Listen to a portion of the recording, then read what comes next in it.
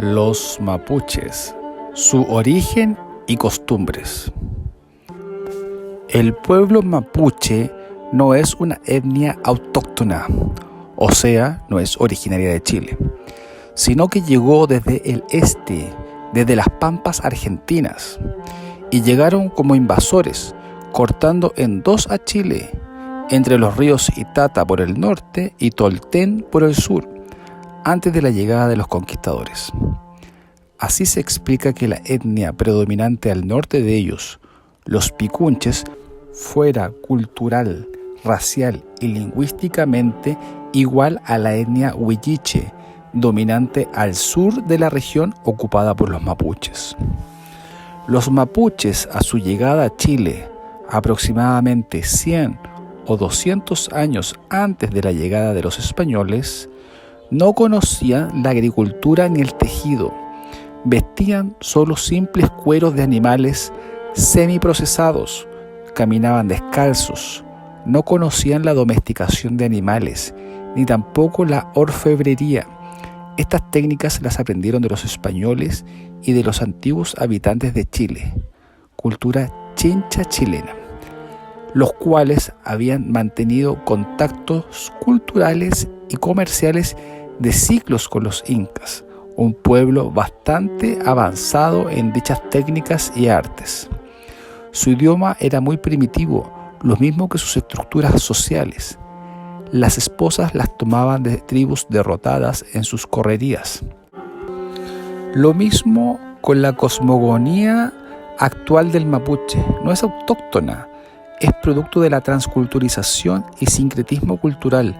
Han tomado elementos culturales del entorno nacional e internacional, los cuales actualmente intentan hacer pasar por originales, o bien son reminiscencias de la cultura chincha chilena e incaica, y, ¿por qué no?, también europoide.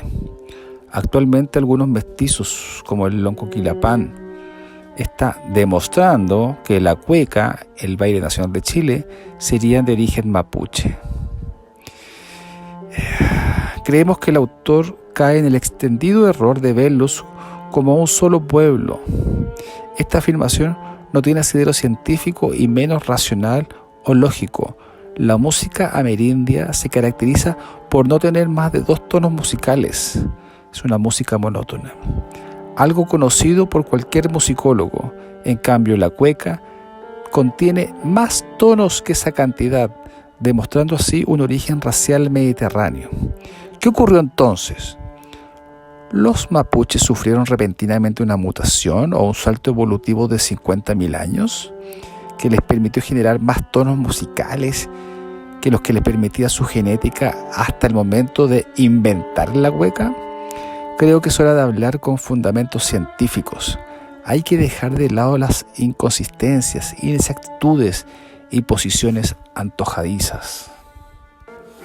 Los conquistadores encontraron escasa resistencia entre los picunches del norte y los huilliches del sur, ambas ramas de un mismo árbol.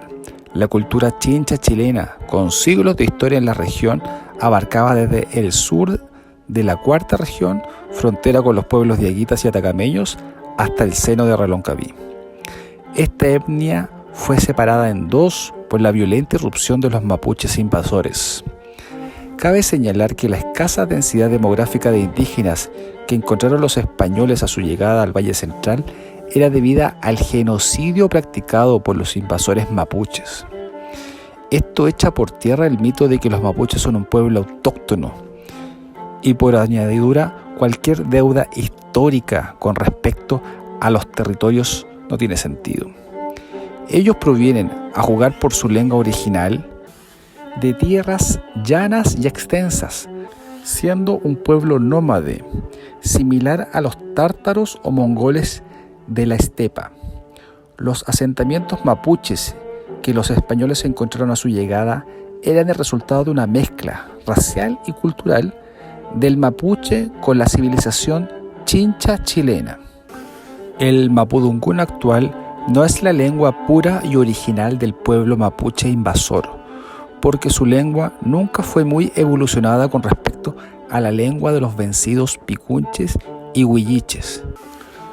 Una cita de Ricardo Lapcham, el gran antropólogo chileno de fama mundial, respecto de los mapuches.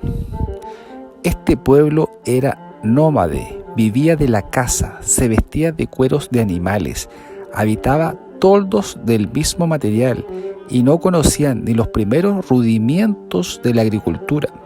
Es posible que tuvieran algunos conocimientos de la alfarería, pero de la más ruda descripción. Las razas que encontraron en el territorio chileno eran más adelantadas y sedentarias. Ejercían el pastoreo y la agricultura, tenían siembras y ganado de chilihueques, conocían algunas artes como el tejido, la manera de construir casas y habían hecho algunos adelantos en la alfarería, produciendo piezas mucho más perfeccionadas que las rudas ollas y platos de los invasores. Creo que es a esta raza que debemos atribuir la lengua hoy llamada araucana. Deben saber, si están familiarizados con la historia universal, que muchas veces los pueblos vencedores menos evolucionados adoptan la cultura y la lengua de los vencidos, cuando estos son mucho más evolucionados. Por ejemplo, los pueblos germánicos invasores del entorno mediterráneo asimilaron la civilización greco-romana para crear, junto con el cristianismo, la forma de vida occidental tal como la conocemos ahora. Y también está el caso más cercano a nosotros, de los aztecas, pueblo salvaje y nómade, que sojuzgó a los mixtecas, pueblo mucho más civilizado y sedentario, adoptando su idioma y cultura. El hombre mapuche jamás trabajó, su única ocupación era la guerra, eufemismo para referirse al pillaje, puesto que al no ser capaces de generar alimentos ni bienes de subsistencia, estos debían tomarlos de otros, por la fuerza. Actualmente un comportamiento semejante podemos encontrarlo entre los mecheros, que son la pandilla de supermercados y tiendas comerciales. Cuando no había guerra, simplemente bebía y golpeaba a sus mujeres. Hoy en el Chile moderno, esta costumbre de golpear a las mujeres es prácticamente un deporte nacional entre los mestizos amerindios. Estadísticas al respecto abundan y son públicas. Es cierto que el fenómeno de la violencia intrafamiliar cruza las barreras sociales, culturales y raciales, pero su incidencia o importancia relativa es tremendamente superior en las poblaciones más mestizas. Estas son las razones por las cuales los mapuches nunca pudieron ser sometidos completamente. Si tratamos de compararlos con alguna etnia que tenga un comportamiento parecido, nuevamente tendríamos que compararlos con los tártaros. Por último, un petit bouché para los amantes de los pueblos aborígenes, para los pro-indigenistas. Comillas, el infanticidio no es sancionado y se asocia también a ritos de brujería, consistentes en matar al recién nacido y tostar sus testículos con el fin que el amante quede estéril en caso de abandono.